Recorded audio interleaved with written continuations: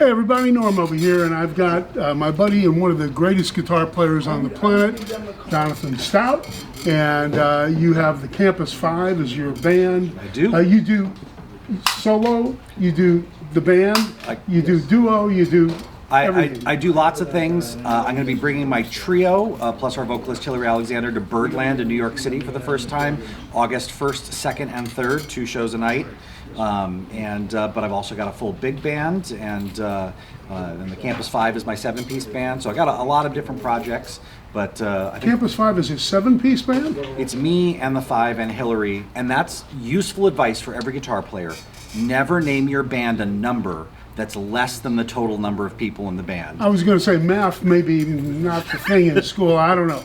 But whatever it is, this guy kills it on all ends. And talk about misnumbered. This guitar over here is labeled as an L-7, but it's obviously not. It's an L-5 Cutaway with Super 400 inlay. The only thing that is L-7 about that would be that tailpiece, but that, when it's gold, that makes it an L-12. So it's confusing, but when you look at the appointments on this guitar, it's completely out of control. Show them the wood on the back. Yeah, the wood's bonkers, and I'm a rule follower at heart. Like I like to color in the lines sometimes. Yeah. And the idea that this is both an L5, a Super 400, an L12, and then they called it an L7 makes no sense at all. But it's okay. Sounds good. It's the guitar. And I mean, this thing is made so well and so beautifully, and the wood on this guitar is completely out of control. So, and you know, playing that, you know, kind of that 30s acoustic stuff, you know, what were we going to play first today? Well, I always have to do a thing to make sure that I haven't played a song before, if I haven't played it on here in like years. But I was thinking of doing the old tune At Sundown. Okay. And before I do it, I just want to point out, you know, a lot of the modern archtops to me, they don't really hit because they're kind of over-engineered. They're made to have a pickup on and not have the pickup fall in.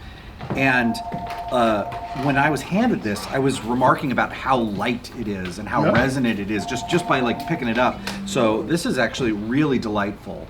And I don't usually go for, you know, new production. So this is really like new, but that looks like it's old wood to me. You know, it may very well be.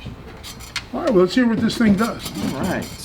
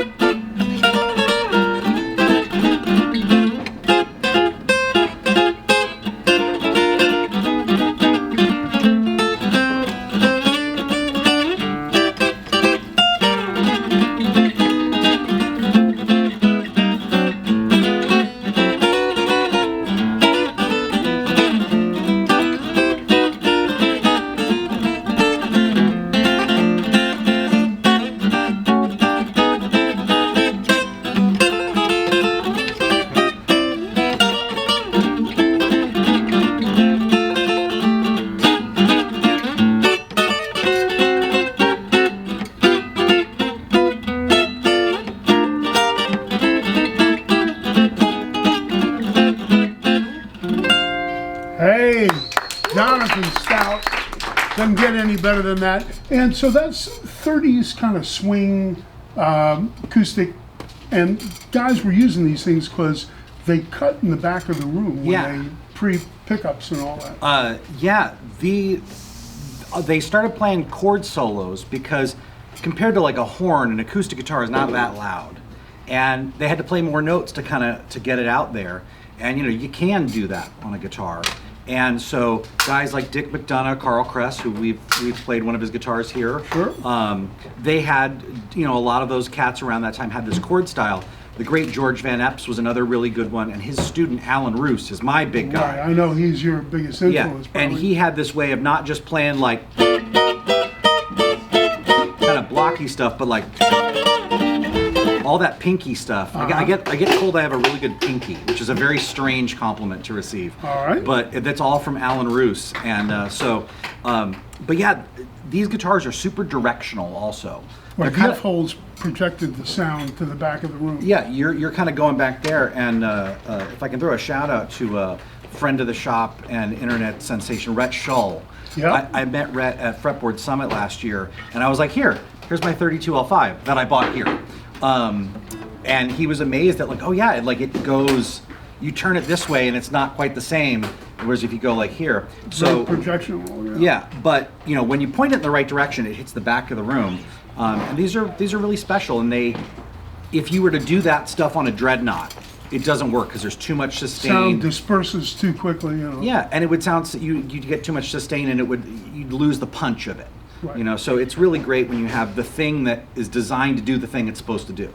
Cool. And so this is a killing thumping example. All right, especially for a guitar that's not that old. This is 2005. That is bonkers, as I said, because usually, unless it's one of those great luthiers, somebody like a John Monteleone, they don't, most cats carve a guitar to put a big PAF on it, and that doesn't make for a great acoustic guitar, and I don't think if you're playing a big PAF, you want an acoustic guitar because it'll feed back. But it's so great that they made this thing, and it's resonant and it jumps, and yeah, what a great thing. And they're not making anything like this anymore. I don't know that they ever will. But, nope. And this guy knows what to do with these things. I try. So where can people find your stuff right now? You can check out my Instagram at Campus5, and that's F-I-V-E.